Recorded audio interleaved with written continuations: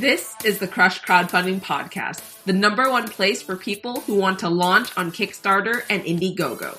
My name is Nalin, and I invite you to join me for tips, hacks, and insights to get you launched and fully funded.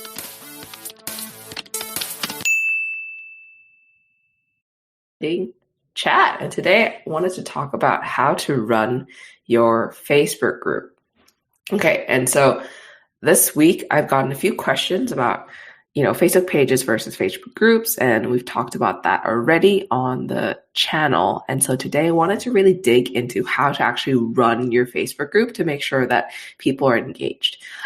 As we've known from previous videos, from other videos, and from a lot of the things that I've written on the blog itself, the Facebook group is really important to build a community, right? It's there to help you talk to your fans and kind of create a very special and kind of exclusive community with the people who you want to, back your project when you do launch.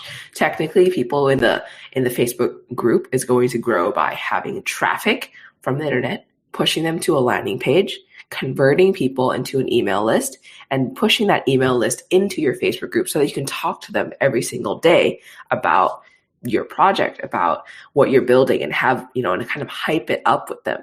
And if you have any questions, if you're watching, feel free to drop it into the comment section because it will appear for me and I'll be able to answer the questions for you too.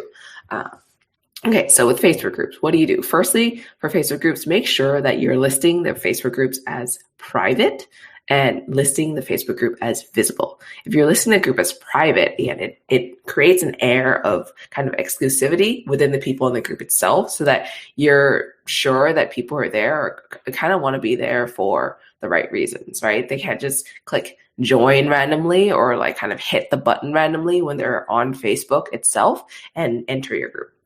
And you want to make it visible because now Facebook is changing up their algorithm so that a lot of the time, the content of the page itself, not only the name, but the content of the page itself is kind of being indexed so that you can be found when someone goes into Facebook group, that section, and searches for a concept or an idea that is very related to what you're doing.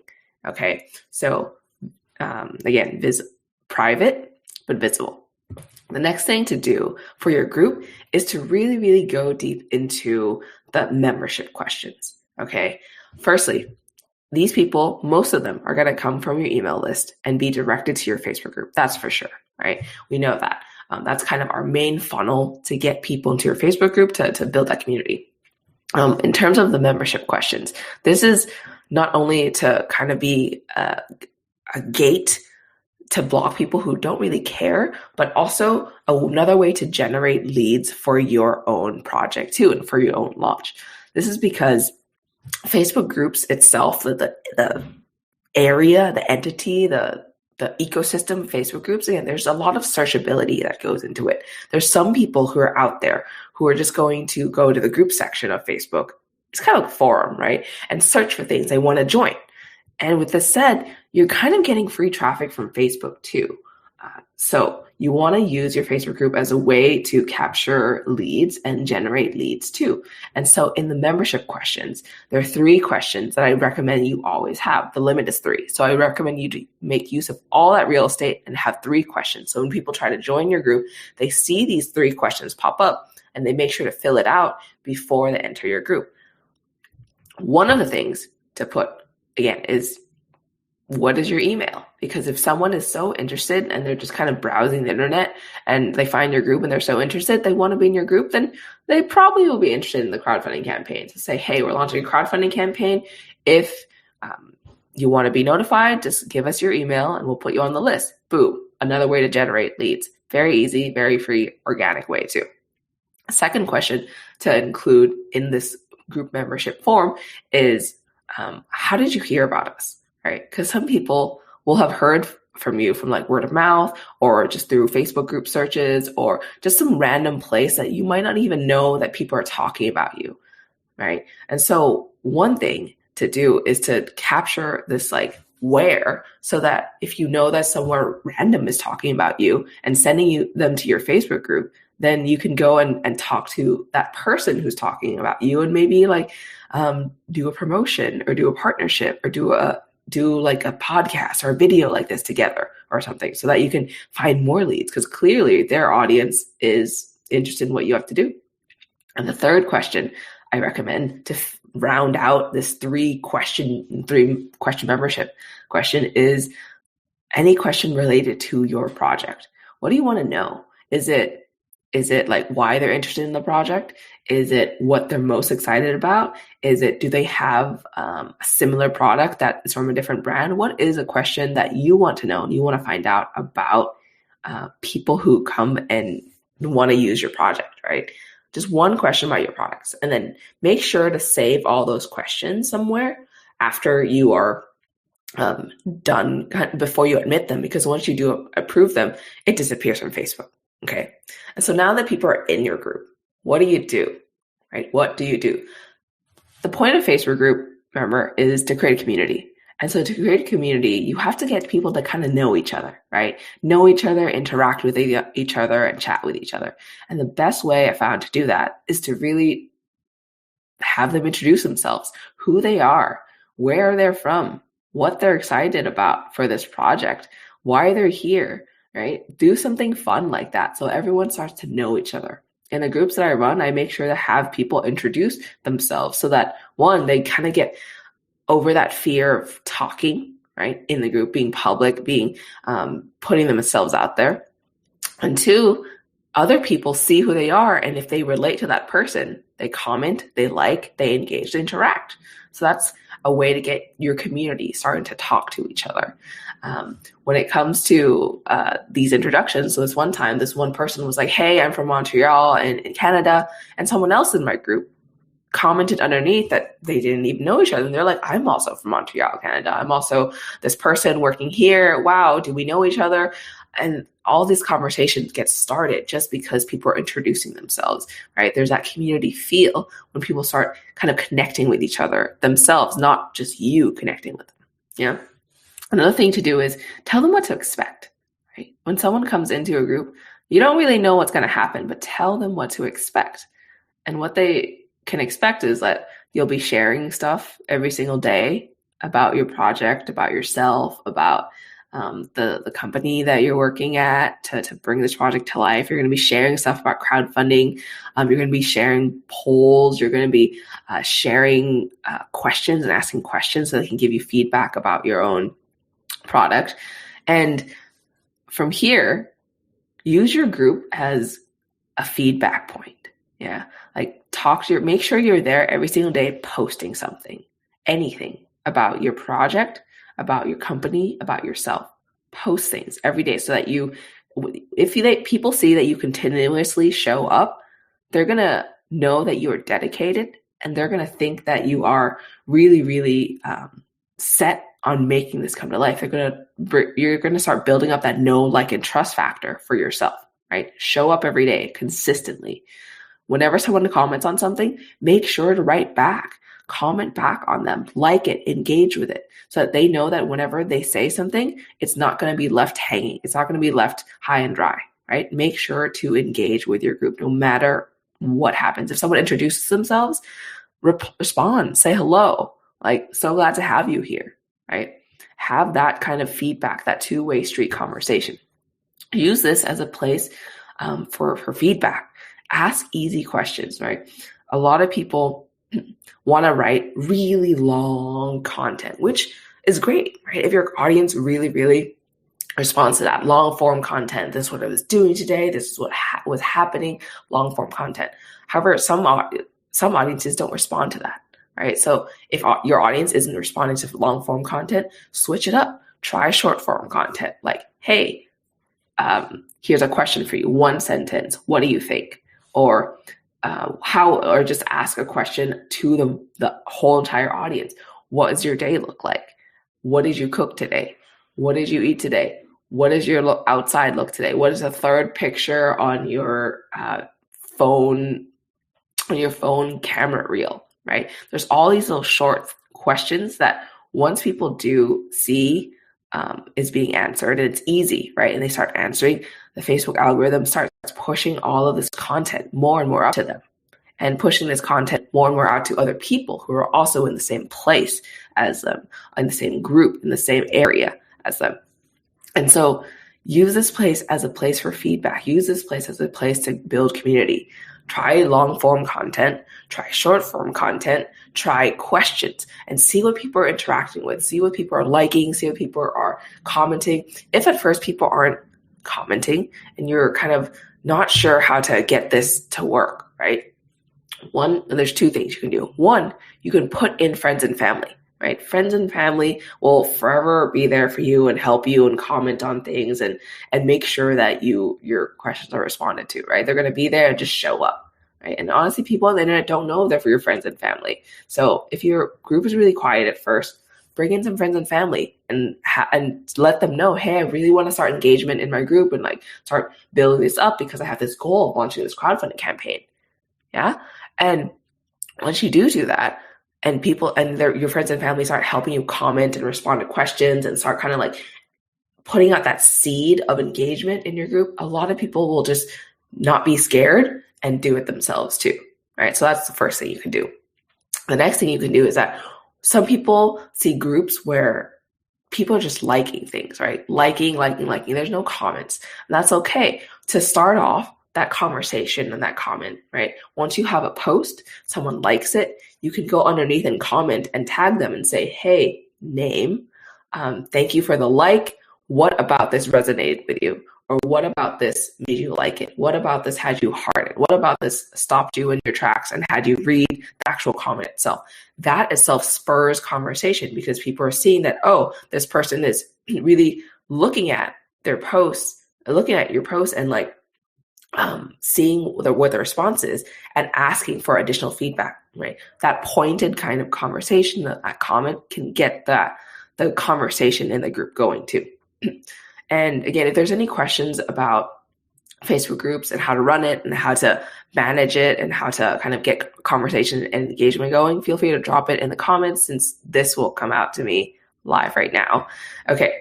And what else can you do in your group to make sure that things kind of continue moving along and things continue to really, really skyrocket when it comes to engagement and community? So people are in your Facebook group during this pre-launch period because they're excited about your project, right? So excited that they've seen an ad or heard about it. They've come to your landing page, they've subscribed to your email, and they've gone from your email to your actual group itself. So they're super duper excited about this thing that you want to launch. Really excited about what it can do for them. So use this as a place to educate people about your project some more. Okay? Because at the end of the day, people don't buy what they don't understand. People never buy what they don't understand. People don't see something, are confused by it, and then are like, let me spend money on it. Right? People don't do that. People buy things that they understand, know, trust, feel secure with. And so that's what you want to do in your group, right? These people are super excited about your project already. They might have some questions still, right? And so try to tackle the project and the conversation for that project itself in various ways. So talk about what kinds of features are in your project, right? What kind of features there are, okay? Talk about what kind of benefits people can get from it. Don't just be like the benefit is, but talk about like, hey, if you have a bag that it has a battery integrated, you can go anywhere and not have to worry about charging your phone. Talk about how you can travel for like 30 hours a day, like 30 hours in the weekend and not have to worry about coming back and charging your phone, right? Like that kind of benefit conversation gets people to think about them actually using the project, right? So talk about stuff like that. Talk about how you're working really hard to get your project to life and how you're doing that, right? How you're doing that, meaning things like, hey, I'm talking to manufacturers. Hey, I'm talking to the fulfillment and trying to figure out shipping right now. Hey, I'm like creating a box. This is what the box looks like. This is what you're going to be opening when you actually get the thing in your hands when we ship. Right. So start talking about all these things because it gets people to like know not only that you are here to work on the project. You're for real. And they're going to start knowing, liking, and trusting that you're going to show up, right? With consistent posting and talking about the project. They're also going to start seeing that this can come to life, right? They're not only going to trust the project, but the product, they're going to trust the whole project itself, that they know along the path of what they can follow along the path of what you're doing, and they can follow along the path of like success, right? They're going to know, hey, this person has already worked out some of the kinks in like the zipper, for example, of its clothes. You can say that, hey, there's a kink in the zipper and we finally worked it out and this is what we did. Okay. And speaking of kinks and things that like don't work, share that too. People know that we're not perfect, right? People who back crowdfunding campaigns don't expect a polished product. People who back crowdfunding campaigns expect to pre-order an idea, which is like paying money for something that doesn't exist, and they expect to have it like 3, 6, 9 months down the line. Yeah. But so make sure to talk about your obstacles and your mistakes too. It makes you human. It makes you human in their eyes. It makes you believable and trustworthy that, hey, this person, this founder, this creator runs into problems too, runs into issues too.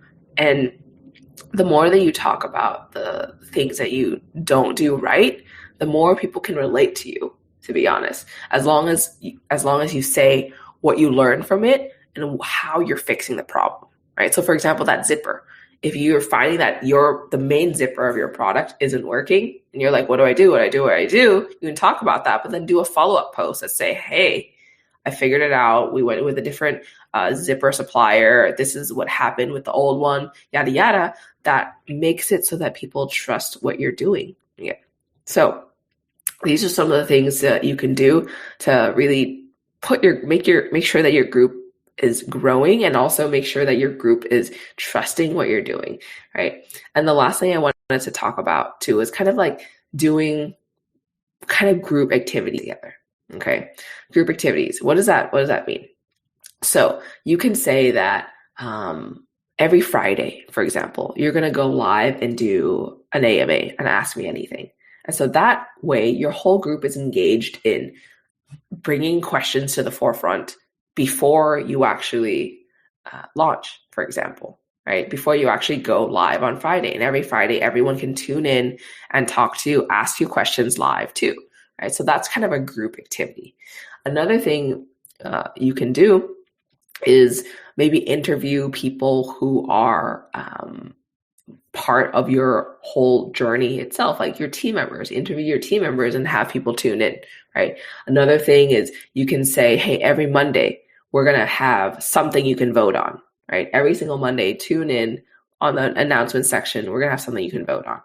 Or every Tuesday, you're going to have people share something about themselves. So for example, if you have like a kitchen project, right? If you have a kitchen accessory, kitchen tool or something, you say every Tuesday, everyone's going to share a cool recipe, right? That they've been making or they've been using, because everyone clearly is there because they love cooking kitchen stuff in general, right? And so by extension, they probably love to cook. Or if it's like a travel project, every Wednesday you can say, hey, post a picture of a place you've been to and you really like to tell us a story about it, right? Everyone can get to share something together as a group, as a community. Or if you're doing a game, right? What is the last game that you played that like completely blew your mind, right? And have a picture of it, a story of it, so that everyone gets to share. Yeah. So like those community things, once you get that initial traction, right? Once you get that initial traction and that movement in your group, having those community activities allows your community ties to strengthen, because when people are sharing stuff, other people are commenting, other people are talking to other people, and just building those networks within your own community so that they want to come back because they're forming friends online. They're making friends online, right? Okay, so these are kind of the questions that you ask and you put out when you want to really form that engagement as a next level, advanced level in your community. But first, you got to get that engagement going. You have to get that conversation going. So this was an episode about running your Facebook group, creating engagement, creating community. If you have any other questions for this, feel free to drop it into the comments below and I'll be sure to answer those questions. Thanks for tuning in and I will see you next time. Thanks for listening to the Crush Crowdfunding podcast at crushcrowdfunding.com. Tune in the same time next week for more ways to crush your launch.